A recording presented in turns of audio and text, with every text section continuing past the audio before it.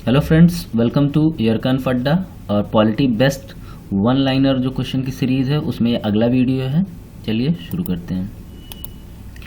लोकतंत्र में संप्रभुता से क्या मतलब है?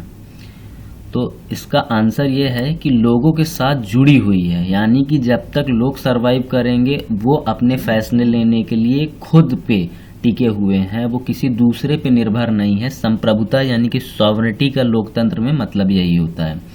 अगला क्वेश्चन है हमारा, प्रस्तावना में न्याय, स्वतंत्रता, समानता और बंधुत्व को सुरक्षित करती है। किसके लिए? ठीक है, ये क्वेश्चन है। तो सभी नागरिकों को ये राइट्स जो हैं प्राप्त होंगे, उनके लिए ही ये प्रावधान किए गए हैं। संविधान की प्रस्तावना इंगित करती है भारतीय संविधान के स्रोत को। यह प्रस्तावना में निहित उद्देश्य नहीं है सभी को सुरक्षित आश्रय और उचित आजीविका कि ये जो है बातचीत जो है फंडामेंटल राइट में की गई है, ना कि प्रस्तावना में की गई है। यानी कि सिक्योर रेसिडेंस और जो अप्रोप्रिएट लाइवलीहुड होता है उसके बारे में, यहाँ लिवलीहुड के बारे में बात की जा रही है यहाँ पे। अगला क्वेश्चन है, सामाजिक, आर्थिक और राजनीतिक न्याय का विचार जो है, सोशल, इकोनॉमिक और पॉलिटिकल जस्टिस का जो आइडिया है, किस देश से या किस जगह की क्रांति से लिया गया है? तो ये याद रखिएगा, फ्रेंच रेवोल्यूशन से लिया गया है।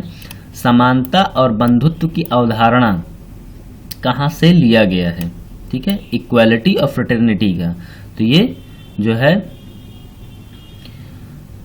ये रशियन रेवोल्यूशन और फ्रेंच रेवोल्यूशन दोनों से प्रभावित है। निम्नलिखित में से किसे संविधान की आत्मा के रूप में कहा गया है? कौन है संविधान की आत्मा? तो किसे कहा गया है? प्रस्तावना को कहा गया है संविधान की आत्मा। निम्नलिखित में से किस संविधान को अंग के रूप में नहीं माना जाता है? मौलिक कर्तव्य को, क्योंकि इसे जो है जोड़ा गया था बाद में।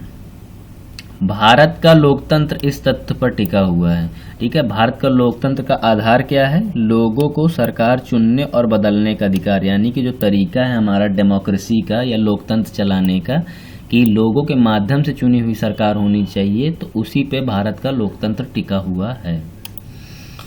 अगला प्रश्न जो हमारा है वो है, डेमोक्रेसी शब्द ग्रीक शब्दों से लिया गया है, तो वो ग्रीक शब्द का जो कूट है वो हमें यहाँ पर बताना है। ठीक है, तो ये डेमोस और क्रेटोस इन शब्दों से बना हुआ है डेमोक्रेसी यानी कि लोकतंत्र।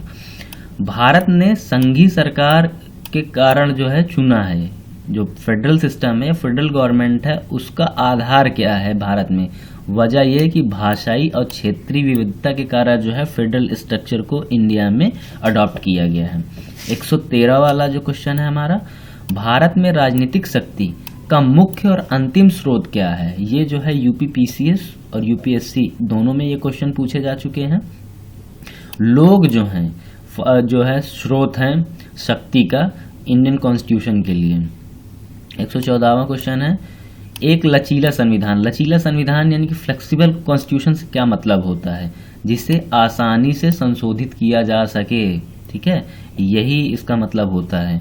न्यायपालिका संविधान के संरक्षक के रूप में कार्य करती है फेडरल गवर्नमेंट के अगेंस्ट में, ताकि जो है जनता के अगर जो राइट्स हैं उनका वायलेशन हो तो पार्लियामेंट्री डायरेक्ट वो जुडिशरी सिस्टम जो है यानी कि न्यायपालिका जो है डायरेक्ट इंटरवीन कर सके, उसमें हस्तक्षेप कर सके।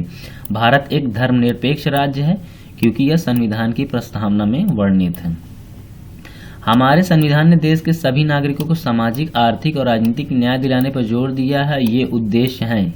ये उद्देश्य किस तरीके का नेचर बनाते हैं इंडियन कॉन्स्टिट्यूशन का? कल्याणकारी यानी कि वेलफेयर राज्य वाला, वेलफेयर राज्य का कॉन्सेप्ट जो है ये देते हैं।